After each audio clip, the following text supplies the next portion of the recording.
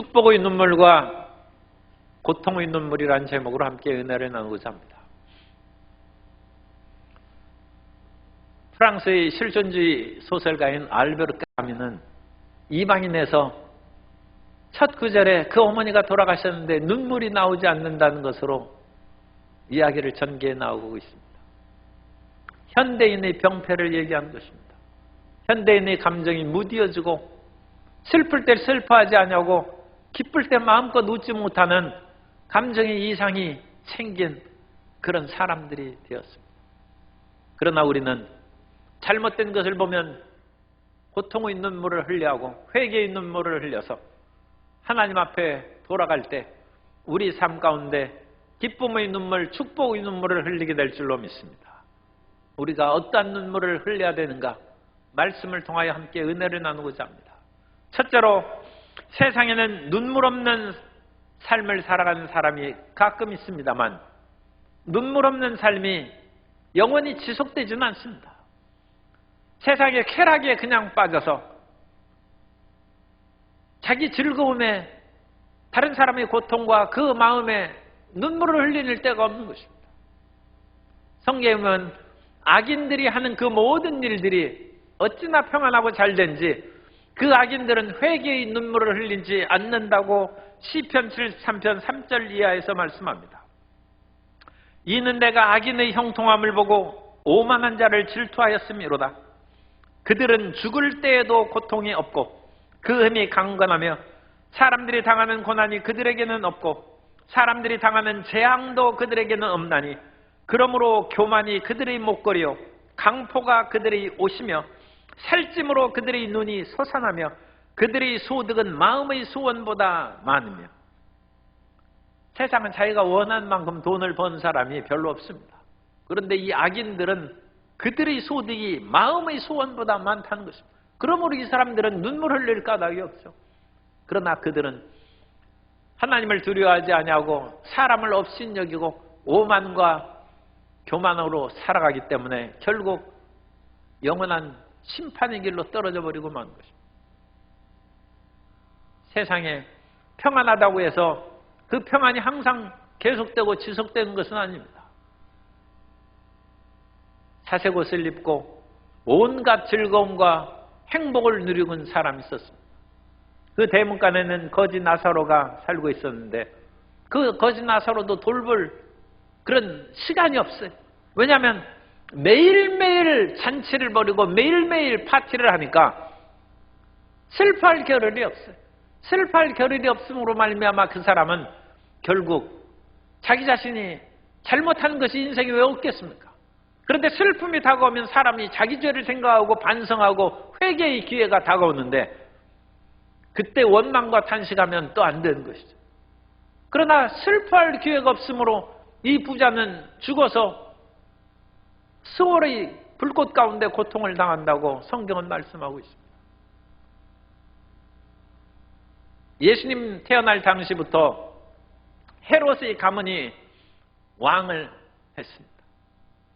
그런데 그 예수님 당시 헤롯 대왕 이후로 여러 자손들이 해서 사도행전 26장에 보면 헤롯 아그리빠 이야기가 나오는데 그 사람은 정확한 왕의 명칭은 아그리빠 2세입니다. 그런데 이 아그리빠 2세는 여동생과의 불륜의 관계가 있어서 지탄을 받는 그런 생활을 하고 있었습니다. 그 사람은 회개해야죠. 그러나 이 사람은 왕이고 자기 권력으로 다른 사람을 두렵게 하기 때문에 아무도 그 잘못을 얘기해 주는 사람이 없어요. 그러니까 자기 마음대로 사는 것입니다. 자기 마음대로 사는 사람이 영원히 마음대로 살겠습니까? 그렇기 때문에 하나님께서 바울을 통하여 회개의 기회를 줬는데 바울의 재판장이 아그리빠 이사가 궁금한 것이 있어서 참석을 했어요. 그것은 사도 바울이 부활하신 예수님을 만났다고 얘기하기 때문에 도대체 사람이 죽으면 끝인데 부활하다니 이게 무슨 말인가 해서 그 말을 듣기 위해서 사도 바울이 재판장에 왔습니다. 그러자 사도 바울은 세 번째로 부활하신 예수님을 만난 것을 간증 설교를 합니다. 그리고 그 간증 설교가 끝난 후에 사도행전 26장 27절 이하에서 말씀합니다. 아그리빠 왕이여, 선지자를 믿으시나이까? 믿으신 줄 아나이다. 아그리빠가 바울에게 이르되 내가 적은 말로 나를 권하여 그리스도인이 되게 하려 하는도다. 바울이 이르되 말이 적으나 많으나 당신뿐만 아니라 오늘 내 말을 듣는 모든 사람도 다 이렇게 결박된 것 외에는 나와 같이 되기를 하나님께 원하나이다 하니라. 사도 바울은 지금 모든 것이 좋다고 아그리빠 왕이여, 당신이 영원히 좋을 줄 압니까? 하나님을 믿고 그 잘못된 삶에서 돌이키라고 얘기하는 것입니다. 톨스토이는 인간의 실존을 이와 같이 얘기합니다. 어떤 사람이 들판에서 들소에 쫓겨서 막 허겁지겁 도망가면 들소의 뿔에 받치면 그야말로 이제 목숨이 울태로운 것이죠. 도망가다 보니까 물이 없는 우물이 있어서 그곳으로 뛰어들었어요. 그래가지고 나뭇가지를 붙잡고 거기에서 걸터 앉아 있는데, 이렇게 보니까 우물 물이 없으니까 밑바닥에는 독사들이 가득한 거예요. 떨어지면 죽는 거예요. 나가려고 올려 보니까 이 들소가 가지 않고 여전히 거기서 씩씩거리고 있어. 나가면 또 뿔에 받쳐서 죽을 지경입니다. 할 수 없이 나뭇가지에 딱 걸터 앉아서 보니까 이게 웬일입니까? 거기에서 야생벌이 꿀을 쳐가지고 그 벌꿀집이 있는 거예요. 한번 손가락으로 탁 찍어 먹어보니까 어찌나 단지. 자기의 그런 곤고함을 잊어버리고 꿀 찍어 먹고 이거 달다. 그런데 옆에서는 검은지와 흰지가 자기가 걸터 앉아있는 나뭇가지를 갉아먹고 있습니다. 낮과 밤을 상징하는 흰지와 검은지가 그걸 갉아먹고 있으니까 조만간에 나뭇가지가 부러지고 죽는 것입니다. 인생은 끝나는 것입니다. 알베르 까뮤가 이방인의 첫 규절에서 그 어머니가 죽었다는 것을 시작합니다. 그 어머니는 인간 존재의 근원이죠. 사람이 어머니 없이 태어난 사람이 어디 있습니까? 그런데도 불구하고 이 까뮤는 아주 담담한 문체로 오즈르디 마망에 모르듯 엄마가 죽었다고 그냥 표현합니다. 사실은 존경으로 그와 같이 번역할 필요가 없는 그런 단순한 문장으로 되어 있습니다. 그건 모든 사람 죽는다는 얘기입니다. 그렇다면 사람이 정신 차려야죠. 죽음이 다가오기 전에 자기의 잘못을 회개하고 하나님께 나아가는 하나님의 백성이 되어야 될 줄로 믿습니다. 그러므로 두 번째로 심판당하기 전에 눈물로 회개해야 합니다. 예수님께서는 푸른 나무와 마른 나무의 비유를 했는데 여기서 푸른 나무는 의인을 상징하고 마른 나무는 악한을 상징합니다. 푸른 나무인 의인 예수님도 이 십자가의 고통을 당하신다면 하물며 악한 마른 나무는 얼마나 극심한 심판을 당하겠는가. 그러므로 이 세상의 모든 사람들이 깨어서 하나님께 나아가라는 주님의 권고의 말씀입니다. 구약시대 때 참으로 훌륭한 왕 중에 하나는 요시야 왕입니다. 요시야 왕은 하나님을 어찌나 잘 섬겼던지 어릴 때부터 정말로 우리 교회학교 학생들처럼 어릴 때부터 하나님을 섬기고 열심으로 다했어요. 그런데 이게 무슨 비극입니까? 요시야 왕이 그렇게 하나님을 잘 믿고 섬겼는데 자기 나라를 침략하는 애굽 군대를 물리치러 무기또의 전쟁터에 나갔다가 그만 전사하고 말았어요. 39살의 나이에 죽었어요. 얼마나 비탄스럽습니까? 하나님을 안 믿고 마음대로 살던 사람이 나가 죽어도 좀 불쌍한데 하나님을 그와 같이 경외하던 요시야 왕이 그 젊은 나이에 죽었으니까 이 어찌 된 일입니까? 그런데 성경은 그걸 말씀합니다. 온 국민들의 죄악으로 말미암아 하나님의 심판이 오기 전에, 극렬한 하나님의 심판이 오기 전에 의인들은 먼저 데려가신다는 거예요. 그래야 의인들은 그냥 평안히 죽고 무덤에도 장사되지 나중에 죽는 사람은 땅에 묻히지도 못합니다. 그런 어마어마한 무서운 심판이 다가올 수 있다는 것입니다.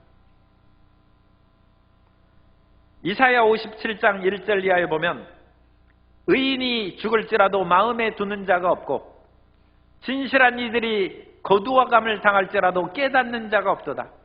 의인들은 악한 자들 앞에서 불려가가 악한 자들 앞에서 먼저 하나님이 데려가시고 보호해 주신다는 것입니다.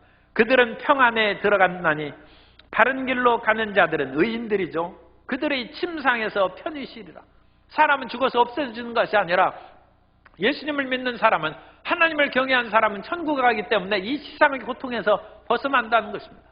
아니나 다를까 요시야 왕, 의인 요시야 왕이 죽은 후에 나라가 기울어서 망하기 시작하는데, 그 아들은 애굽으로 왕을 하다가 애굽으로 사로잡혀갔고, 또 다른 아들이 그 뒤를 이어서 왕을 하다가 바벨론의 느부갓네살에게 사로잡혀갔고, 그가 잡혀가자, 그게 여호야킴입니다. 여호야킴이 바벨론으로 잡혀가자 그 아들 여호야긴이 왕위를 이었는데 또 붙잡혀가고, 그러자 이제 요시야 왕의 막내 아들 시드기야 왕이 됐는데, 시드기야 왕이 또 바벨론 왕을 배반하자 두 눈이 뽑혀서 바벨론으로 끌려가서 죽었어. 요시야의 세 아들이 다 죽었어. 그리고 그 손자까지도 끌려가고 포로의 생활을 했어. 그리고 유다 왕국은 멸망해버리고 말았어. 하나님께서 이 비극적인 일을 겪지 않도록 의인을 먼저 데려갔다는 것입니다. 예수님, 푸른 나무인 예수님을 십자가에 못 박으소서 그 당시 예루살렘과 유다의 백성들이 외쳤습니다. 정신 나간 사람들이죠. 의로운 사람을 십자가에 못 박고 살인과 방화, 밀란을 일으킨 바라바를 그와 같이 해방시켜달라고 한 그 시대의 사람들은 다 이상한 사람들이죠.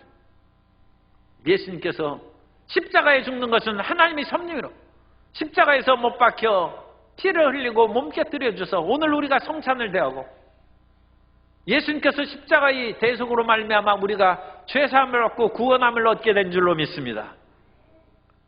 그렇지만 어쨌든 의인을 죽인 예루살렘과 유다 백성들입니다. 예수님이 십자가의 사건을 이루신 후에 몇십 년이 지나서 로마의 베스파시안 장군이 주 70년에 예루살렘을 포위하고 4개월 만에 성을 함락시켰어요.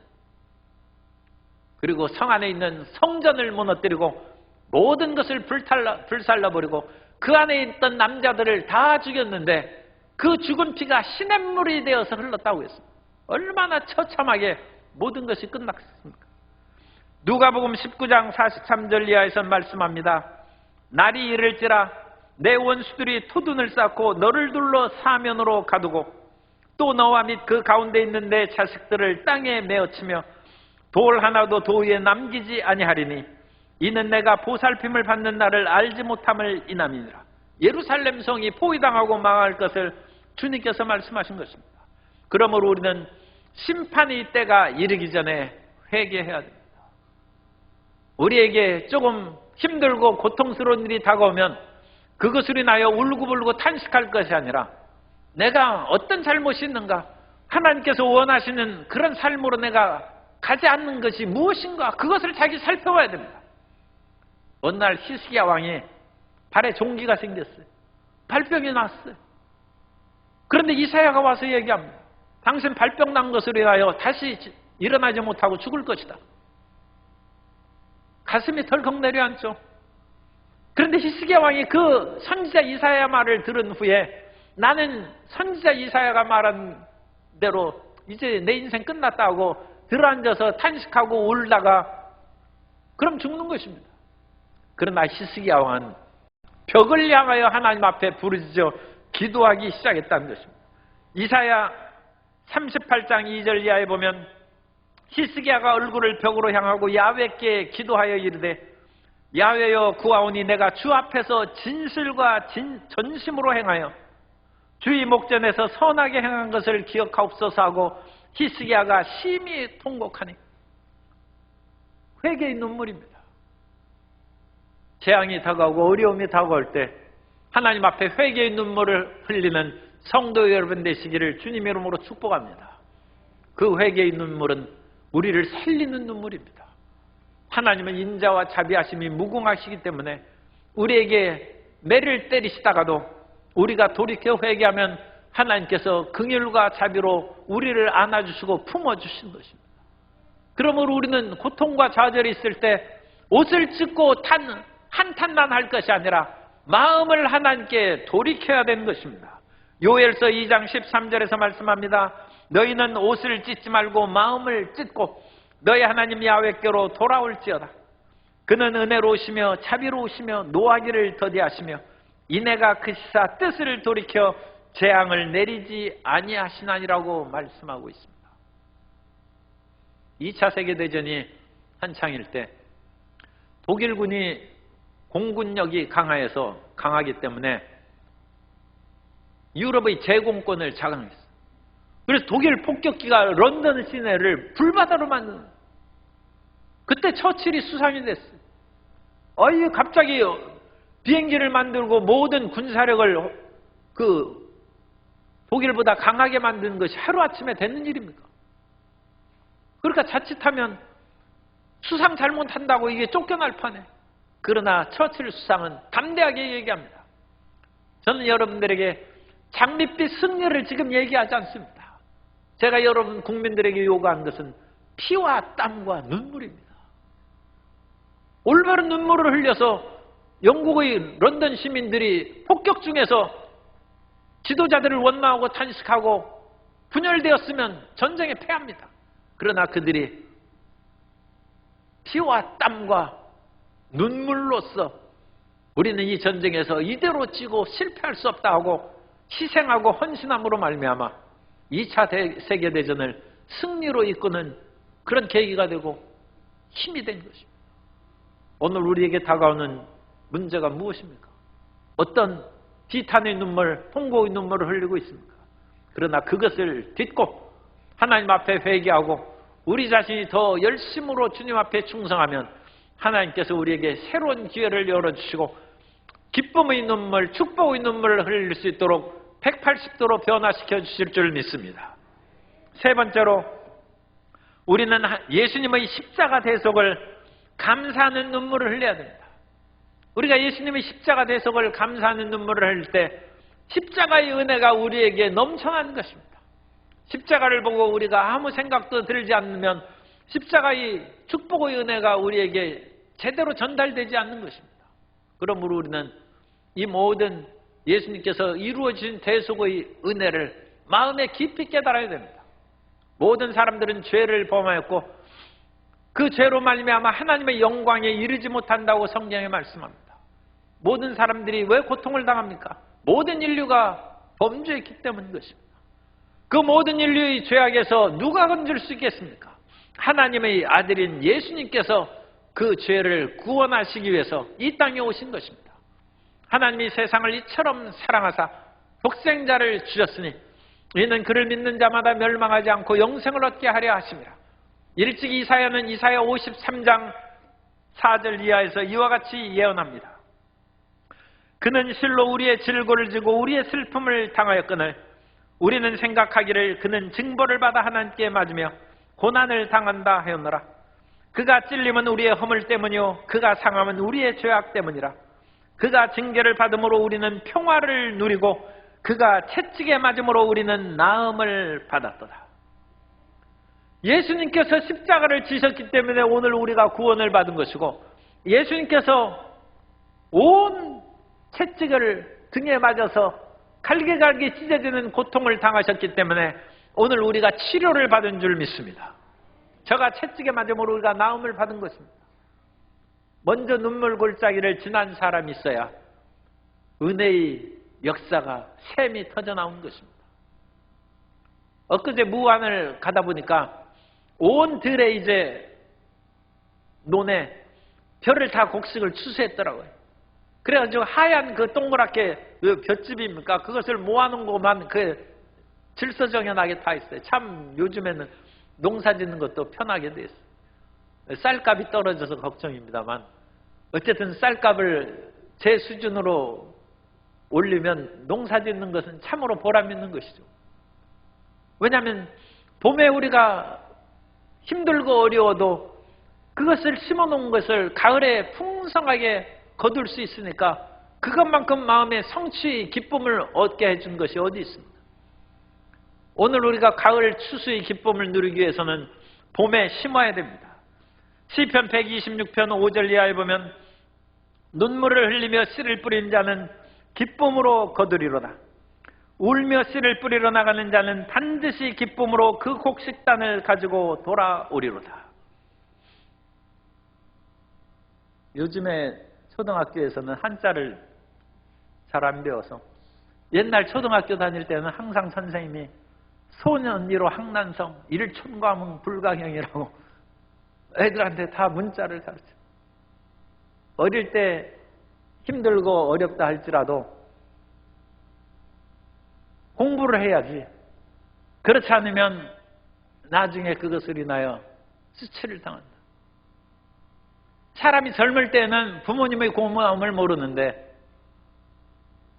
어릴 때 그 마음에 그것을 가르쳐서 부모님을 효도하면 나중에 그 마음 가운데 후회가 없고 아쉬움이 없는 것입니다. 요즘에 부모님들은 예전에 고생하던 그런 것을 자식에게 대물림하지 않기 위해서 자녀를 전혀 고생을 안 시키고 하는 그런 경우가 있는데, 물론 고생을 일부러 그와 같이 자녀들을 어렵게 할 필요는 없죠. 그러나 그 어려움과 고통 가운데 이만큼 살게 되고 자녀들이 평안하게 공부도 하고 집도 사주고 또 학원도 보낼 수 있도록 해준 것은 부모님의 피땀 흘린 눈물이 흘린 것이 열매를 거두어서 그 일이 생겼다는 것을 그걸 가르쳐야 됩니다. 그걸 깨닫게 해야지. 그런 것이 저절로 오는 것처럼 얘기하면 그야말로 철들지 못한 자식을 만들고 철들지 못한 자녀를 만들면 나중에 부모님이 후회할 수 있습니다. 젊을 때 자녀들을 일부러 고생시키지 않을지라도 그 고생을 깨닫게 해야 돼. 그래서 철든 자녀를 만들어요. 오늘 예수님의 십자가 대속 앞에서도 우리가 철든 그리스도인이 되어야 된다. 예수님께서 모든 것을 다 이루어 놓으셨는데 그 모든 것을 다 이루어 놓으신 것이 거저로 된 것이 아니라는 거예요. 그래서 우리는 예수님의 은혜를 항상 감사하고 감격의 눈물을 흘릴 수 있는 철든 크리스찬이 되어야 될 줄로 믿습니다. 오늘 우리는 예수님을 믿은 후에도 여전히 세상으로 향하여 살고자 하는 마음을 갖고 있는데 예수님의 대속의 은혜를 생각하면 그런 생각을 못합니다. 예수님께서는 하나님의 아들이시라도 십자가를 지시기 전날 밤 겟세마네 동산에서 이 죄악의 잔을 다 마시고 인류의 죄를 대속하신 일이 얼마나 끔찍하고 괴로운지 아버지여 이 잔을 내게서 옮기시옵소서. 하오나 내 원대로 마시고 아버지의 원대로 되기를 원하나이다. 예수님께서 겟세마네 동산에서 십자가를 지시기로 아버지께 순종한 것입니다. 그 예수님이 십자가를 지시기 위해서 드리신 기도를 생각하면 오늘 우리가 다가오는 어려움에 불순종하고 교회에서 어떤 직분을 맡기는 것을 못한다고 그것을 거부하고 또 세상의 즐거움을 향해서 하나님의 섬기고 전도하는 것을 싫어하는 불순종을 우리가 회개하는 것입니다. 겟세마네 동산에서 흘린 예수님의 통곡과 눈물이 우리 마음 가운데 체험되어 우리가 철든 크리스찬이 되고 순종의 자녀가 될 줄로 믿습니다. 우리가 병난 것이 어찌 거저낫는 것입니까? 사람이 아프면 약을 먹어야죠. 사람이 아프면 수술해야죠. 예수님께서도 온 등이 갈기갈기 찢어지도록 고통을 당하시고 우리를 질병에서 치료하여 주신 줄 믿습니다.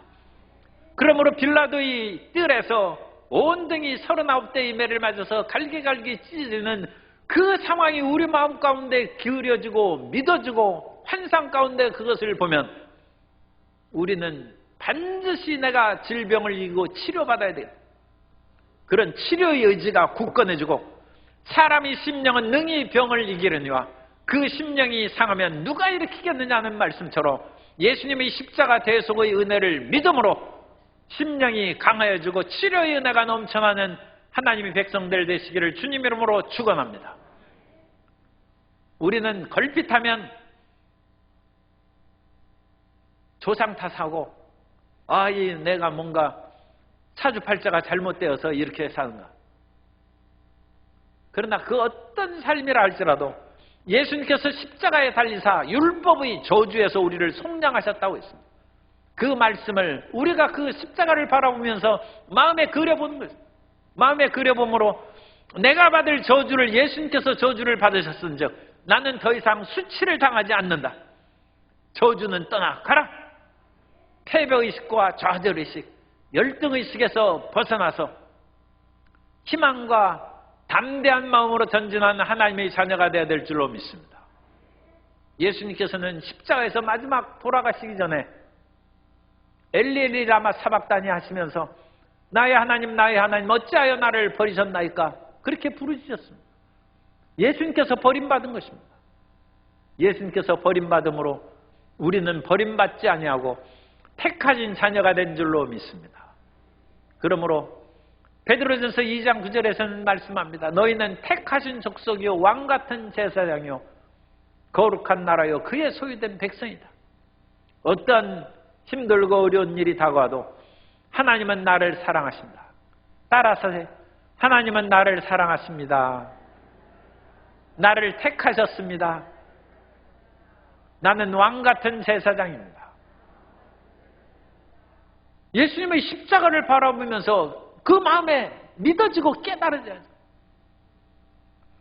오늘 우리는 한 달에 한 번씩 성찬을 하는데 이 성찬은 종교의식이 아닙니다. 우리는 의식을 집행하기 위해서 기독교 의식을 행한다. 그것이 아니라 이것은 살아계신 하나님의 역사를 체험하는 것입니다. 2000년 전에 십자가에서 못 박혀 몸 깨뜨리고 피 흘리신 예수님을 오늘 만나라는 것입니다. 그 예수님을 만나게 되시기를 예수님의 이름으로 축원합니다. 그래서 떡과 잔을 대하면서 그것이 정말로 예수님의 죽고 부활하신 놀라운 은혜가 나에게 임한다는 것을 마음에 믿어지면 하나님의 사랑이 그 안에 충만할 것이고 죽음의 세력이 물러가 생명의 역사가 넘쳐나게 될 줄로 믿습니다. 그 생명의 역사가 성령으로 말미암아 모든 분들에게 임하게 되시기를 주님 이름으로 축원합니다. 그러므로 예수님의 십자가는 죽음의 도구였습니다만 십자가를 통하여 우리는 기쁨과 감격의 눈물, 고통의 눈물이 축복의 눈물로 바뀐 줄 믿습니다. 예수님께서 지나가신 빌라도의 법정에서 골고다 십자가까지는 약 800m인데 이 800m 가면서 예수님께서 십자가를 지고 가다가 쓰러지셔서 구레네 시몬이 대신 십자가를 지고 가기도 하고 베로니카 성녀가 피땀 흘려 얼굴이 젖어 있는 예수님의 얼굴을 닦으라고 손수건을 해서 얼굴을 닦은 베로니카의 손수건이 있어요. 거기에 예수님의 얼굴이 찍혀서 나온다. 그리고 나서 그 모든 지점들이 14개인데 그 14개 지점 가운데 7번째 지점에서 오늘 우리가 말씀을 읽은 것처럼 예루살렘 딸들이 눈물을 흘리면서 예수님을 찾아옵니다. 예수님께서 가시다가 자리에 서셨어요. 그것이 8지점입니다. 제 8지점에 서서 예루살렘의 딸들을 바라보면서 예루살렘의 딸들아 나를 위하여 울지 말고 너희와 너희 자녀들을 위하여 울라. 왜냐하면 나는 십자가를 통하여 인류를 구원한 그 아버지의 사명을 성취할 것이고 나는 부활할 것이기 때문이다. 그 말씀을 우리가 성경에 지금 읽지는 않았습니다만 끝까지 읽으면 우리가 그 의미를 받아들일 수 있습니다. 그 8지점에 오늘날 그리스 종교의 수도원이 세워 있는데 그 수도원이 세워 있는 8지점 앞에 표시석이 있어요. 그 표시석에 니카라는 헬라어가 써 있어요. 니카는 승리했다는 것입니다. 이 8지점에서 예루살렘 딸들아 나를 위하여 울지 말라. 나는 승리했기 때문이다. 참다운 눈물을 흘린 곳에 승리의 역사가 나타나게 될 줄로 믿습니다. 그리고 우리가 회개의 눈물을 흘리고 하나님 앞에 돌아서면 주님께서는 우리의 고통을 변하여 기쁨의 역사로 제 대신 화관을 씌워주는 놀라운 은혜의 역사를 나타내 주십니다. 이사야 61장 3절에는 무릇 시온에서 슬퍼하는 자에게 화관을 주어 그 죄를 대신하며 기쁨의 기름으로 그 슬픔을 대신하며 찬송의 옷으로 그 근심을 대신하시고 그들이 의의 나무 곧 야훼께서 심으신 그 영광을 나타낼 자라 일컬음을 받게 하려 하시니라. 오늘 우리는 무감각한 마음으로 세상 될 대로 되라는 식으로 살지만 그런 식으로 세상을 지내서는 안 됩니다. 고통이 다가오면 우리가 눈물을 흘리고 회개의 눈물을 흘려야 됩니다. 개인적으로나 사회적으로 어려움이 다가오면 하나님, 이 어려운 일을 우리에게 나타내신 이유가 어디에 있습니까? 우리의 잘못 때문입니까? 우리가 회개할 것이 무엇입니까? 자신을 살펴봐야 됩니다. 남 탓하고 그럴 여유가 없습니다. 자신을 살펴보고 거국적인 회개 운동이 일어나서 고통의 눈물이 회개의 눈물이 되면 축복의 눈물로 변화될 줄로 믿습니다. 그래서 우리가 하나님 앞에 올바로 서기만 하면 십자가가 고통과 죽음의 십자가인데 오늘날 십자가를 바라보면서 떠는 사람은 안 믿는 사람이고 십자가를 바라보면 감격의 십자가가 된 것은 예수님께서 그 모든 것을 다 이루어 놓으셨고 예수님의 십자가 안에 치료가 있고 저주에서 벗어난 축복이 있고 예수님의 십자가에서 죄인에서 의인으로 변하는 은혜가 있고 영원한 생명이 있기 때문입니다. 그 위대한 변화의 역사를 우리가 십자가를 바라보면서 체험하는 것처럼 지금 다가오는 눈물을 기쁨의 눈물로 변화시키는 우리 모든 성도님 되시기를 예수님 이름으로 축원합니다.